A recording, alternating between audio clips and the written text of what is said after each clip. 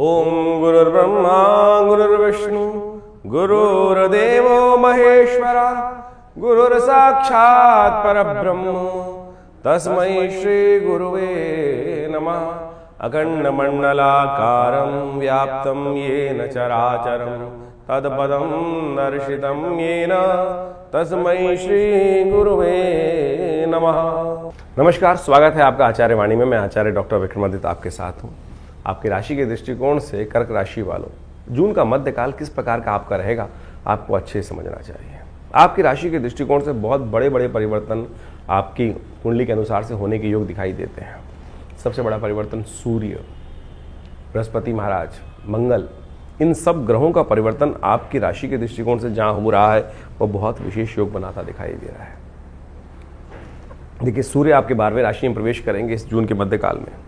बृहस्पति महाराज वहाँ पहले से विद्यमान है और सूर्य के परिवर्तन के साथ साथ बृहस्पति का प्रभाव भी है, वो भी आपकी राशि के दृष्टिकोण से अस्त होता दिखाई दे रहा है। तो ये प्रभाव कहीं ना कहीं कुछ अच्छे कुछ खराब होते दिखाई दे रहे हैं। एक तो महत्वाकांक्षा बढ़ाते दिखाई दे रहे हैं, ओवर एम्बिशियस होते दिखाई दे रहे हैं। लेकिन बृहस्पति का अस्त होना आपके लिए बड़ा अच्छा योग बनाएगा। ये कहीं ना कहीं अज्ञानता का अस्त होना का योग बनाता दिखाई देगा, नुकसान से आपको बचाने के योग बनाता दिखाई देगा। तो ऐसे में जो प्रभाव है वो आप सही रूप से समझने का प्रयास कर लेंगे तो बहुत अच्छे योग बनेंगे। इस जून के मध्यकाल में कुछ खास तरीके हैं जिनसे आपको आगे चलने के योग बनाने का प्रयास करना है, और इसको यदि सही रूप से आप समझ लेंगे तो बहुत बढ़िया तरीके से नुकसान से बच सकते हैं। देखिए, इस वक्त केतु और मंगल का योग जिस प्रकार का बन रहा है वो बाजार में बहुत तेजी का रुख अपनेगा। जो लोग शेयर बाजार इत्यादि में काम कर रहे हैं और कर्क राशि संबंध रखते हैं उनको खासतौर पर ध्यान रखना चाहिए। बहुत तेजी का रुख रहेगा और आपकी महत्वाकांक्षा बहुत अधिक होगी। कहीं भी आपने दाव लगाया तो फंस जाएंगे, इसलिए दाव लगाने से, जुआ खेलने से बचने का आपको प्रयास करना चाहिए। एकदम किसी भी के इम्प्रेशन में आकर किसी से प्रभावित होकर यदि कोई बड़ा खेल करने का प्रयास करोगे तो फंस जाओगे। ध्यान रखना, सोच समझ के कार्य करने की ज़रूरत है। क्या उपाय करना है वो जान लीजिए। तो कर्क राशि वालों, सबसे पहले हम बात करते हैं 11 तारीख की। 11 तारीख को बृहस्पति बुधवार का अवसर है, पूर्णिमा उस दिन है, जेठ की पूर्णिमा पड़ेगी। ग्रह नक्षत्रों के दृष्टिकोण से योग आपके लिए दिन का बड़ा अच्छा दिखाई देता है। वो कहीं ना कहीं आपके लिए उपयुक्त योग बनाता दिखाई दे रहा है। बहुत सारे तेजी कार्यों को लाभ लेने के योग बन सकते हैं। लेकिन इस दिन सुबह 10:28 पर बृहस्पति अस्त हो जाएंगे और बुध उदय हो जाएंगे। बृहस्पति का अस्त होना चिंता करने की बिल्कुल ज़रूरत नहीं। बहुत सारे लोग नेगेटिव प्रभाव बात करते हुए कार्य करेंगे कि कर्क राशि वालों के लिए बृहस्पति का अस्त होना कहीं ना कहीं अशुभ है। हमारे दृष्टिकोण से आपके लिए बृहस्पति का शुभ अस्त होना कहीं ना कहीं शुभ प्रभाव देगा। लेकिन वहाँ और ग्रहों का जो परिवर्तन है उससे आपको समझने की आवश्यकता है। वट का पूजन करें, वट सावित्री का व्रत इस दिन पूर्ण हो रहा है तो वो बहुत ज़रूरी है आपके लिए। श्रद्धा भाव से वट को जल देना, थोड़ा सा दूध इत्यादि उस पर डालना और एक अपनी जितनी हाइट है उतना बड़ा सूत लेकर उसके ऊपर बांधना, ये आपके लिए बहुत सारे कष्टों का निवारण करने का योग बना सकता है। ओम त्र्यंबकम यजामहे सुगंधिम पुष्टिवर्धनम उर्वारुकमिव बंधनान् मृत्योर्मुक्षीमामृतात्। इस मंत्र का जप करते हुए ये कार्य करें, आपके लिए अच्छा रहेगा। 12 तारीख के लिए हम बात करें, बृहस्पतिवार का अवसर है और आषाढ़ का महीना आरंभ हो रहा है प्रतिपदा के साथ साथ। और इस दिन ग्रहों का परिवर्तन आपने देखा, बृहस्पति महाराज अस्त हैं और बुध उदय हो गए हैं। आपकी राशि के दृष्टिकोण से ये योग कहीं ना कहीं ध्यान रखना आपके लिए ऐसा योग बन रहा है कि आपको साइडलाइन करने का योग बनाते दिखाई देंगे लोग। आप जो कार्य कर रहे हैं उसमें से लोग आपको विशेष तौर पर वंचित करने का प्रयास करेंगे। शुक्र महाराज उदय पूरी तरह से ताकत में आते दिखाई दे रहे हैं और वो भरणी नक्षत्र में प्रवेश करते दिखाई दे रहे हैं। ये आपके लिए बहुत अच्छा रहेगा। लोगों के प्रति आपका अट्रैक्शन बढ़ता दिखाई देगा। जो लोग आपके साथ कार्य कर रहे हैं या नई मित्रताओं की तरफ जाते दिखाई देंगे, ये आपके लिए योग अच्छा बन रहा है। लेकिन ध्यान रखना, अपने हिस्से को कहीं हाथ से निकलने मत देना। कोशिश करना, आज जैसे आप कोई आर्टिकल लिख रहे हो तो कहीं ना कहीं अपना नाम लिखो। जो भी कार्य कर रहे हो, जो आपने कार्य किया है वो लोगों को बताने का आपको प्रयास करना पड़ेगा। आप यदि नहीं बताओगे तो लोग तो कहीं ना कहीं क्रेडिट ले जाएंगे, आपसे वंचित कर आपको वंचित करके साइड लाइन कर क्रेडिट ले जाएंगे। ध्यान रखना, कार्य करते वक्त इस बात का ध्यान रखना चाहिए। 13 तारीख की यदि हम बात करें, शुक्रवार का अवसर है और उस दिन द्वितीय तिथि बन रही है। ग्रह नक्षत्रों के दृष्टिकोण से ग्रह नक्षत्रों के योग आपकी राशि के दृष्टिकोण से देखा जाए, स्वास्थ्य के मामले में थोड़ा ढीले ग्रह चलते दिखाई दे रहे हैं इन दिनों। 1-2 दिन से खास तौर पर ग्रह नक्षत्र थोड़े से कहीं ना कहीं वीक हैं। हो सके तो महामृत्युंजय मंत्र का जप करें, थोड़ा चावल इत्यादि का दान करें, आपकी राशि के दृष्टिकोण से रहेगा। थोड़ा अपने आप को मोटिवेट करने का प्रयास करें। ग्रह थोड़े हल्के दिखाई दे रहे हैं, हो सके तो विशेष तौर पर भगवान के मंदिर में जाकर, दुर्गा जी के मंदिर में जाकर खीर का भोग लगाने का प्रयास करें, ये आपके लिए अच्छा रहेगा। और हो सके तो महामृत्युंजय मंत्र या लघु मृत्युंजय ओम हौं जुंग सा, इस मंत्र का जप कीजिए। स्वास्थ्य पर दिन थोड़ा भारी दिखाई देता है, अननेसेसरी की वरीज, चिंताएं थोड़ा मन को परेशान करती दिखाई दे रही हैं।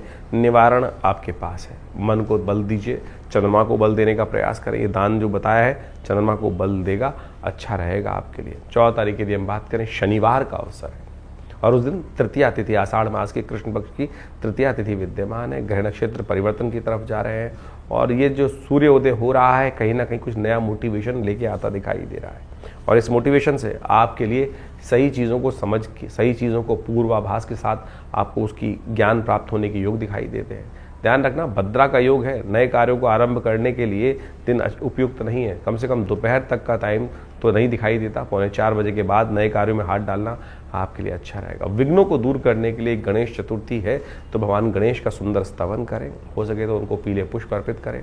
ओम गंगणाधिपतये नमः इस मंत्र का जप करें, उनके द्वादश नाम का स्मरण करें, कष्ट से निवारण करने का योग बनेगा। ओम गंगणाधिपतये नमः इस मंत्र का भी जप करना आपके लिए अच्छा रहेगा। 15 तारीख बहुत विशेष दिन है, रविवार का दिन है। उस दिन चतुर्थी तिथि विद्यमान है और साथ साथ सूर्य हृदय नाम का योग बना रहा है। रविवार के दिन सूर्य परिवर्तन की तरफ जा रहे हैं और कहा जाता है रविवार का सूर्य परिवर्तन जो होता है वो कहीं ना कहीं थोड़े से कष्टों को देता है, लेकिन साथ में हृदय नाम का योग बनता है। इस दिन ग्रहों के निवारण के लिए यदि भगवान सूर्य का स्तवन कर लिया जाए तो समस्त कष्ट दूर कर देते हैं भगवान सूर्य। आपकी राशि के दृष्टिकोण से सूर्य जा रहे हैं 12वें भाव में और 12वें भाव में सूर्य जब चले जाते हैं तो आपकी राशि के दृष्टिकोण से इस वक्त उन्होंने बृहस्पति को अस्त कर दिया। बुध जो है वहाँ पूर्ण ताकत में होकर बैठे हुए हैं। ये योग कहीं ना कहीं आपको फंसाता दिखाई दे रहा है। ध्यान रखना, बहुत ज़्यादा महत्वाकांक्षा कहीं ना कहीं नुकसान दे सकती है और इस योग के कारण से आने वाले पूरे महीने में आपकी राशि के दृष्टिकोण से थोड़े से ग्रह जो है वो आपके भारी बनते दिखाई दे रहे हैं। जो लोग किसी भी प्रकार का सट्टे का काम करते हैं, कहीं ना कहीं थोड़ा सा रिस्क लेने वाला काम करते हैं, वैसे व्यवसाय बहुत सारे सभी लोग करते हैं, व्यवसाय में थोड़ा रिस्क होता ही है, तो ऐसे में दाव लगाने के काम मत करना और भाग्य के बल पर बहुत ज़्यादा छलांग लगाने का काम मत करना, फंस जाओगे। शनि महाराज वैसे ही आपके भाग्य में चल रहे हैं, चीज़ों को स्लो करते दिखाई दे रहे हैं, तो ये आने वाले 30 दिन आपके लिए थोड़े कष्ट में दिखाई देते हैं। तो इसका खास तौर पर उपाय करने की ज़रूरत है और आपके उपाय के तौर पर भगवान सूर्य का स्तवन करना सबसे ज़रूरी रहेगा। भगवान सूर्य के निमित्त हमने विवेकानंद योगाश्रम में इस दिन हृदय नाम के योग के अवसर पर हमने रविवार और सूर्य संक्रांति का योग बनने के कारण से हृदय नाम का योग बना है। इस दिन नवग्रह शांति महायज्ञ का आयोजन किया है। हो सके तो भगवान सूर्य को जल भी दें, गायत्री का यज्ञ रखें, गायत्री का इससे यज्ञ करें, गायत्री मंत्र का जप करें तो आपके लिए अच्छा रहेगा। ये यज्ञ आश्रम पे सुबह करीब 8 बजे से आरंभ होगा और करीब 10 बजे 11 बजे तक चलेगा, तो आप उसमें यज्ञ में भाग लें, माँ भगवती का सुंदर दर्शन करें, कष्टों का निवारण करने का योग यज्ञो वै शिष्टतम कर्म शास्त्र कहता है, इसको अवश्य करना चाहिए, कल्याणकारी योग बनाता है। 16 तारीख का दिन सोमवार का अवसर है, पंचमी तिथि इस दिन विद्यमान है और ग्रह नक्षत्रों के दृष्टिकोण से परिवर्तन की तरफ ग्रह योग बनते दिखाई दे रहे हैं, चलते दिखाई दे रहे हैं और ये परिवर्तन आपकी राशि के दृष्टिकोण से लाभ और हानि दोनों के योग बनाता दिखाई दे रहा है। यदि उम्मीद से ज़्यादा एक आपको सेट करना पड़ेगा, उम्मीद से जाके बाहर करोगे कार्य तो फंस जाओगे। उम्मीद रखते हुए जितनी एक उम्मीद प्रैक्टिकल है उसको करने का प्रयास करें। बिना प्रैक्टिकल काम यानी अनप्रैक्टिकल काम जो है, जो थ्योरेटिकली है, खाली कॉन्सेप्चुअल है कि अरे भाई हवा में किले बनाने वाले, उनसे बचने का कार्य करना चाहिए। ऐसे में ध्यान रखना, हवा में कार्य करोगे तो कहीं ना कहीं फंस जाओगे। जमीन पे धरातल पे रहते हुए सोच विचार को प्रैक्टिकल रखते हुए कार्य करोगे तो अच्छा रहेगा। इस दिन से पंचक आरंभ हो रहे हैं और आने वाले 20 तारीख तक पंचक रहेंगे। तो खास तौर पर जो लोग नई छत डालने जा रहे हैं, किसी का दाग इत्यादि कर्म है या विशेष तौर पर तृण एकत्र करने का कार्य, लकड़ी एकत्र करने का, घास एकत्र करने का कार्य है, उनको सावधान रहना चाहिए। कहीं ना कहीं अग्नि संबंधित समस्याएं उत्पन्न होने के योग दिखाई देते हैं। इस दिन बुध महाराज और थोड़ी ताकत में आते दिखाई दे रहे हैं, उदय हो चुके हैं, वो पुनर्वसु नक्षत्र में प्रवेश करेंगे। तो ऐसे में ध्यान रखना पड़ेगा, थोड़ा सा बुध का उपाय करें। हो सके तो खट्टे फलों का दान करने का प्रयास करें, हो सके तो फिटकरी को विशेष तौर पे चलते पानी में प्रवाहित करने का प्रयास करें या कुआं इत्यादि जहाँ पानी रखते हैं वहाँ डालने का प्रयास करें। फिटकरी का जल से स्नान करने का प्रयास करें, यह आपके लिए अच्छा रहेगा। नहीं तो आपका जो लाभ है वो कहीं और कोई ले जाता दिखाई दे रहा है। इस नक्षत्रों के दृष्टिकोण से बुध जो है व्यावसायिक बुद्धि के मालिक माने जाते हैं और इस वक्त आपके लिए थोड़े भारी योग बनाते दिखाई दे रहे हैं। ध्यान रखते हुए कार्य करेंगे तो अच्छा रहेगा। 17 तारीख मंगलवार का अवसर है, षष्ठी तिथि विद्यमान है और ग्रह नक्षत्रों के दृष्टिकोण से आइए आपके योगा योग की बात करें तो मनोमस्तिष्क थोड़ा सा कहीं ना कहीं वीतराग होता दिखाई दे रहा है। लाभ के योग है लेकिन मन थोड़ा सा भटकता दिखाई दे रहा है। मन के भटकाव को थोड़ा रोकने की जरूरत है। ग्रह नक्षत्र दिखा रहे हैं कि मन अनायास फालतू की बातों में थोड़ा ज्यादा परेशान होता दिखाई दे रहा है। आज की सोचो, अभी की सोचो, वर्तमान की सोचो, वर्तमान में रह के काम करने का प्रयास करो। इस बात का ध्यान रखोगे कि इससे लाभ होगा नुकसान होगा वो बाद में सोचेंगे। प्रैक्टिकली कार्य करने का प्रयास करोगे तो अच्छा रहेगा। इस दिन भद्रा योग बना रही है करीब करीब 2:45 बजे के बाद से, तो जो कार्य करना हो सुबह कर लेना। रवि योग बना हुआ है तो उसमें अच्छा रहेगा, चीज़ें पॉजिटिव रहती दिखाई दे रही हैं। यदि हम 18 तारीख की बात करें ग्रह नक्षत्रों के दृष्टिकोण से बुधवार का अवसर है और उसके बाद सप्तमी तिथि आने का योग बन रहा है और साथ साथ ग्रह नक्षत्र जो हैं वो आपकी राशि के दृष्टिकोण से अच्छा योग बनाते दिखाई दे रहे हैं। यदि आप प्रैक्टिकल धरातल पर रहते हुए कार्य करोगे तो चीज़ें आप अच्छे से आगे बढ़ाने के योग बना सकते हो।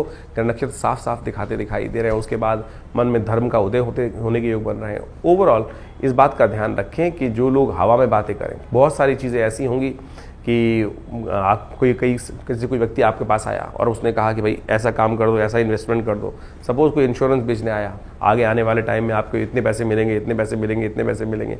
हवा में मत फंसना, कुछ नहीं। इस वक्त ग्रह नक्षत्र जो योग ऐसे बन रहे हैं कि यदि किसी की बातों में आकर, मीठी मीठी बातों में आकर जाल में फंस गए तो कहीं ना कहीं निष्ठ के योग बनते दिखाई देंगे। जाल में मत फंसना, जाल फैला हुआ है, इसलिए जो आपके हाथ में कार्य है उन्हीं को करने का प्रयास करें। कालाष्टमी है, हो सके तो भगवान शिव का सुंदर पूजन करते हुए कार्य करें, वो आपके लिए अच्छा रहेगा। 19 तारीख का दिन बृहस्पतिवार का अवसर है, अष्टमी तिथि विद्यमान है। आरंभ सुबह सूर्योदय के समय पे, उसके बाद नवमी का आगमन हो जाएगा और इस दिन ग्रह नक्षत्रों के दृष्टिकोण से योग आपके लिए अच्छे रहे। धर्म में इच्छा जाती दिखाई दे रही है। मनोमस्तिष्क भगवान के चरणों में लगा रहेगा। कथाएं इत्यादि सुनने की तरफ थोड़े से योग बन सकते हैं। ऐसा हो सकता है कि कहीं ना कहीं किसी प्रकार से धर्म की तरफ आस्था जागे। मन प्रैक्टिकल रहेगा, सज्जनता आपके मनोमस्तिष्क में छाई रहेगी। ऐसे नक्षत्र दिखाई देते हैं। ज्ञानपूर्वक कार्य करने का प्रयास करें, वो आपके लिए अच्छा रहेगा। इस दिन विशेष तौर पर गणमूल नक्षत्रों का योग दिखाई देता है। तो जो लोग इन नक्षत्रों में जन्म लेते हैं, रेवती नक्षत्र आरंभ होगा और साथ साथ अगले दिन अश्विनी नक्षत्र रहेगा। तो जो लोग इन नक्षत्रों में जन्म लेते हैं उनको अवश्य अपनी मूल शांति करानी चाहिए। कई बार क्या होता है कि हम लोग मूल शांति करने के लिए करते हैं, लेकिन आखिरी दिन 27वें दिन पंडित जी पूजा कर देते हैं, लेकिन जो मूल कारण है 27 दिन तक, मूल जो निवारण है वो 27 दिन तक 1,000 मंत्र का जप है वो नहीं हो पाता है। कोशिश करें, वो अवश्य करने का प्रयास करें। आप भी यदि इन गणमूल नक्षत्रों में जन्म लिए हुए हैं तो अवश्य इसका सही निवारण करने का प्रयास करें, नहीं तो ये गणमूल दोष जो है वो बहुत परेशान करने के योग बनाता है। 20 तारीख का दिन शुक्रवार का अवसर, नवमी तिथि विद्यमान है और ग्रह नक्षत्रों के दृष्टिकोण से देखें तो योग बहुत जल्दी आपके लिए लाभ की स्थिति को उत्पन्न करते दिखाई दे रहे हैं। दृढ़ संकल्प होकर कार्य करने का प्रयास करें। सर्वार्थ सिद्ध योग बना हुआ है, चीज़ें पॉजिटिव जाती दिखाई दे रही हैं। बस महत्वाकांक्षा में नहीं फंसना है। इन दिनों सूर्य, बृहस्पति, जो बुध इत्यादि हैं वो बड़े विचित्र प्रकार के योग आपके लिए बनाते दिखाई दे रहे हैं। इसलिए लोगों की बातों में ना आए, प्रैक्टिकल रूप में काम करने का प्रयास करें। धीरे धीरे रे मना धीरे सब कुछ हो, इस बात का ध्यान रखते हुए कार्य करना है। जल्दबाजी में, लालच में आकर, मुंह में आकर नहीं काम करना है और नहीं तो फंस जाओगे। तो अभी आपने ग्रहों का विभिन्न प्रभाव आपके जीवन में आपकी राशि के अनुसार से क्या रहेगा ये समझा। ऐसे में आषाढ़ के महीने में ग्रहों का जो परिवर्तन का योग बन रहा है वो भी आपको समझना चाहिए। इस आषाढ़ के महीने में ज्योतिष के दृष्टिकोण से यदि हम काल गणनाओं के अनुसार से देखें तो इसमें 5 बृहस्पतिवार का योग पड़ रहा है और 5 बृहस्पतिवार का योग जो होता है वो विशेष तौर पर बड़ा शांत योग नहीं माना जाता। अहम की लड़ाई कई बार मैं बड़ा इस प्रकार का स्थिति बनती रहती है और इस अहम की लड़ाई में इस वक्त ग्रह योग का प्रभाव दिखाई देता है। शनि और मंगल का जिस प्रकार का प्रभाव परिवर्तन के अनुसार से बन रहा है वो युद्धकारक ग्रह बनता दिखाई दे रहा है। द्वेष का, संघर्ष का योग दिखाता है। इसके साथ साथ मंगल भी ग्रह परिवर्तन की तरफ गए। मंगल सिंह राशि में जब प्रवेश किए और साथ साथ केतु के साथ उन्होंने युति बनाई। ये युति भी विशेष तौर पर बाजार के अंदर तेजी का रुख लाती दिखाई दे रही है। तो ऐसे में ये तेजी का रुख पहले से यदि समझ में आ जाए तो उससे व्यक्ति लाभ लेने का प्रयास करता दिखाई देता है। ग्रह नक्षत्र दृष्टिकोण से बाजार का रुख, हर चीज़ के रुख को हमें समझते हुए कार्य करने का प्रयास करना चाहिए। वहीं स्थिति एक और भी परिवर्तन के बन रही है, बृहस्पति अस्त हो गए हैं और साथ साथ सूर्य का परिवर्तन जब होने का योग बन रहा है वो रविवार को बनता दिखाई दे रहा है और उसके कारण से परिवार में और कई प्रकार से समाज के अंदर उथल पुथल होने के योग दिखाई देते हैं।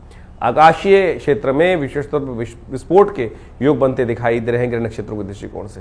ये सारा का सारा प्रभाव विशेष तौर पर जो समझें, आषाढ़ का महीना वैसे ही इस प्रकार का होता है कि आकाश में जब बादल छाए रहते हैं और जब चंद्रमा दिखाई देता है तो कभी चंद्रमा ओझिल हो जाता है और कभी चंद्रमा सामने आ जाता है। यानी एक और समझे भी वैसे भी समाज के अंदर अभी देखें हम तो दिन के अंदर जो प्रभाव चलता है, कभी बादल आगे, कभी छाँव, कभी धूप का खेल चलता रहता है। तो ऐसे में ग्रहों का परिवर्तन का योग भी उसी तरफ दिखाता है। तो ऐसे में अपने ग्रहों को सही से समझते हुए कार्य करना हमारे लिए बहुत ज़रूरी है। जो देशकाल परिस्थिति में ग्रहों को समझकर कार्य करने का प्रयास करते हैं उनके जीवन में महत्वपूर्ण परिवर्तन आने के योग बन जाते हैं। देखिए, भगवान की आराधना ही हर ग्रह का निवारण है। बहुत सारे लोग इस बात को समझने का प्रयास करते हैं कि उपाय जो हम दिन पर दिन बताते हैं, कई लोगों ने लिख के भेजा कि भाई नित्यपति पूजा नहीं करनी चाहिए। अरे नित्यपति तो पूजा करना सबसे श्रेष्ठ कार्य है, वो तो आपका इष्ट मंत्र जो है उसका तो जब अवश्य करने का प्रयास करें। लेकिन कई विशेष मुहूर्त बनते हैं पौराणिक कालों में, पुरानी गणनाओं के अनुसार से, पुरानी कथाओं के अनुसार से कुछ दिनों का, कुछ विशेष योगों का विशेष महत्व बताया जाता है और उस विशेष महत्व में कुछ स्पेसिफिक जो मंत्र हैं, जो उपाय हैं, यदि उनको कर लिया जाए तो वो कई गुना अधिक प्रभाव दिखाई देते हैं। इसलिए मन की भ्रांति को हटाने का प्रयास करें। कारण और निवारण दो एक ऐसी चीज़ें हैं जिनको जानकर, जिनको समझकर हम अनेक प्रकार के जीवन के कष्टों को दूर कर सकते हैं। निवारण तो परमात्मा का नाम ही है। अब उसके लिए विभिन्न माध्यम हैं, विभिन्न प्रकार है। जिस प्रकार भी आपका मन जहाँ पे ठहर जाए, ये मन बड़ा विचित्र चीज़ उत्पन्न करता है। मन कभी ठहरता नहीं है। मन एक क्षण में कहीं और पहुंच जाता है, एक क्षण में कहीं और पहुंच जाता है। कई बार तो मन की आशंका इस प्रकार से होती है कि परमात्मा पर भी हम शंकाएं उत्पन्न कर देते हैं कि परमात्मा कार्य करेगा कि नहीं करेगा, सुनेगा कि नहीं सुनेगा। और यही शंका जो है वो हमारे कर्म का जो फल है वो हमें को प्राप्त होने से रोक देती है। तो इस बात का हमें ध्यान रखना चाहिए। परमात्मा पे पूर्ण विश्वास, जो कर्म कर रहे हैं उस पर पूर्ण विश्वास, दृढ़ विश्वास। यदि मन में दृढ़ विश्वास होगा, श्रद्धा होगी, तो आप समझें एक छोटा सा कार्य भी, हरिनाम भी आपके जीवन में समस्त कष्टों को दूर करने का योग बना देगा। कहा जाता है ना, एक घड़ी आदि से पुनियाद, तुलसी संगत साथ की हरे कोट अपराध। लेकिन वो कब होगा? जब मनसः वाचा कर्मणा तीनों रूप से देहात्म बुद्धि से रहित होकर उस परमात्मा की शरण में जाकर एक बार हरिनाम का वो स्मरण करेंगे। तब हम उस हरिनाम के स्मरण को किस प्रकार से करने का प्रयास करते हैं, जो भी कार्य कर रहे हैं। वैसे तो कहा गया है कि 24 घंटे अहर्निश उस परमात्मा का नाम लेने का हमें प्रयास करना चाहिए। लेकिन कई बार तो क्या होता है, स्थिति ऐसी होती है कि बहुत सारे अलग अलग भाव मन में चल रहे होते हैं। लेकिन यदि ये स्थिति बन जाए कि हम 24 घंटे परमात्मा का नाम लें, तो हो सकता है कोई एक क्षण तो ऐसा आएगा कि जब पूर्ण निष्ठा के साथ उस श्री हरि के चरणों में हमारा मन लगा होगा। और जब वो क्षण आ गया तो समझें कि जितनी मेहनत 1.25 लाख, 2 लाख, 5 लाख मंत्र जप करने का प्रभाव 1 सेकंड में आपको प्राप्त हो जाएगा। तो इसलिए भारतीय संस्कृति में ज्योतिष विज्ञान में कारण और निवारण दोनों को मार्ग को प्रशस्त किया गया है। कारण जाना जाता है ग्रहों की गणना के अनुसार से, अनुभव के माध्यम से, और उपाय किए जाते हैं जिस प्रकार से भारतीय संस्कृति में ज्योतिष के अनुसार से बताया गया है। सबसे श्रेष्ठ उपाय जो बताए गए, मंत्र जप, यज्ञ, दान, यही सबसे श्रेष्ठ उपाय है। आप इसको अवश्य करने का प्रयास करना चाहिए। और आज हम विशेष तौर पर बहुत सारे अलग अलग प्रकार के उपायों को हम समझाने का जो प्रयास करते हैं, सत्य रूप में काम करता है। अभी एक व्यक्ति हमारे पास आया, बहुत परेशान था कुछ वर्ष से और उसके कष्ट दूर हो नहीं रहे थे। तो हमने विशेष तौर पर एक अनुष्ठान, जिसको हम बहुत मुश्किल से, लोग लगातार लगे रहते हैं कि कोई भगवती बगलामुखी का अनुष्ठान कर दीजिए, ऐसा कर दीजिए। बहुत जब आवश्यकता होती है तब करने की ज़रूरत बनती है, और जब किया जाता है तो वो कई प्रकार के कष्टों को दूर करने के योग बनाता है। तो आप समझे, ये मंत्र जप इत्यादि, मुहूर्त इत्यादि बिल्कुल विशेष हैं। तो अपने देश काल परिस्थिति को समझते हुए, ग्रहों को समझते हुए सही रूप से करने का प्रयास करें, तब जाके जीवन में उन मंत्रों का प्रभाव आपको स्वयं देखने को मिलेगा। तो ये छोटे छोटे उपाय जो हमने आपके समक्ष रखे, आशा करते हैं इनको आप अपने जीवन में उतारेंगे। और शंकाओं का निवारण करने के लिए आप हमारे इस चैनल पर जाकर अपने प्रश्नों को भेज सकते हैं। हम प्रयास करेंगे उन सब प्रश्नों को व्हाट्सएप के माध्यम से जो आते हैं फ़ोन, उनको अवश्य जवाब देने का प्रयास करें। इसके अलावा पहला रविवार जो हमने विवेकानंद योगाश्रम में रखा हुआ है वो इसीलिए रखा हुआ है यज्ञ के बाद। वैसे तो हर रविवार को बड़ा प्रोग्राम होता ही है, उसमें यज्ञ में आप ध्यान साधना इत्यादि में माँ भगवती का दर्शन करने के लिए आप आ सकते हैं, लेकिन पहले रविवार में एक प्रश्नोत्तरी का कार्यक्रम भी रखते हैं, समागम भी रखते हैं। आप वहाँ आकर अपने प्रश्नों का निवारण रविवार को सुबह 8 बजे से लेकर 10 बजे के बीच में भी आप कर सकते हैं। और हमसे मिलने के लिए कोई बहुत बड़ी जद्दोजहद नहीं करनी, आराम से आइए। विवेकानंद योगाश्रम दिल्ली में आपके तमाम प्रश्नों का जवाब भी देंगे और बहुत सारे और भी जो मन में शंकाएं चल रही हैं अध्यात्म के प्रति, उनके सबके लिए भी बहुत सारे कार्यक्रम समय समय पर चलते रहते हैं, उनसे हम आपको अवगत कराते रहते हैं। आशा करते हैं आप विवेकानंद योगाश्रम में आकर, बहुत सारे और भी कार्य चल रहे हैं। आपकी सूचना के लिए हम बता दें, यहाँ विवेकानंद योगाश्रम में एक हॉस्पिटल है बड़ा, योगा प्राकृतिक चिकित्सा आयुर्वेद का हॉस्पिटल है, और वहाँ नित्य प्रति बहुत सारी व्यवस्थाएं भी रहती हैं। और अभी विश्व योग दिवस के अंतर्गत पूरे जमुना पार में सबसे बड़ा कार्यक्रम भारत सरकार के साथ मिलकर, आयुष मंत्रालय के साथ मिलकर किया जा रहा है, जिसमें 15,000 आदमी एक साथ मिलकर योग करेंगे। 21 तारीख को आप भी उसमें भी यमुना स्पोर्ट्स कॉम्प्लेक्स में एक कार्यक्रम रहेगा, आप उसमें भी सादर आमंत्रित हैं। सुबह 6 बजे से लेकर और करीब करीब 9 बजे तक एक कार्यक्रम रहेगा जमुना पार में, यमुना स्पोर्ट्स कॉम्प्लेक्स में। उसमें भी आप आकर हमारे साथ पूरा स्वस्थ भारत के निर्माण के लिए सुंदर योग का कार्यक्रम में भाग ले सकते हैं। धन्यवाद, नमस्कार।